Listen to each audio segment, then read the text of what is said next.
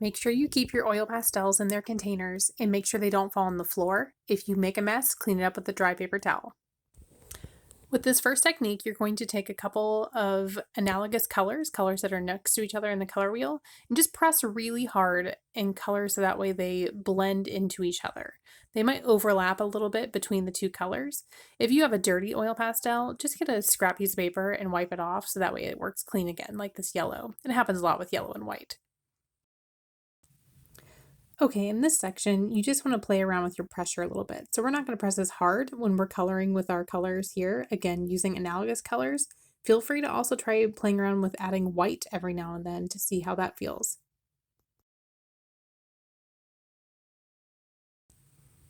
One of the coolest qualities about oil pastel is their ability to be blended. So you can just use your bare finger.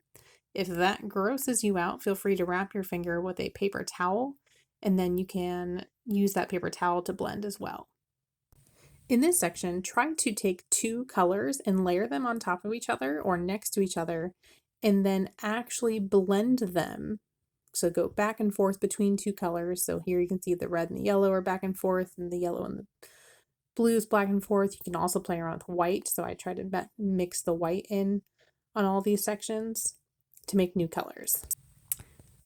Stippling is a technique you might be familiar with from our colored pencil and marker techniques in the first journal workshops.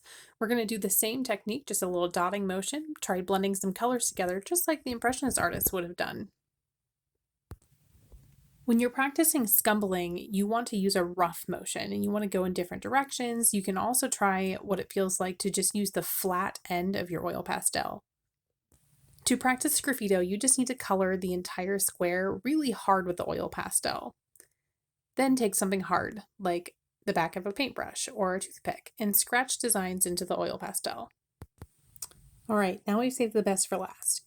To really see the effects of baby oil on oil pastel, you want to start with a design, leave a little bit of white space between your design, but play around with some analogous colors. You can use the whole rainbow if you want to. And then you're going to end up blending in those white spaces with baby oil. So I have some baby oil in these little containers for you. Be really careful. You do not want to spill this on your table. And then you can use a little cotton swab or Q-tip. And you want to make sure you don't have a whole lot on that Q-tip, but then gently apply it to the oil pastel and blend it.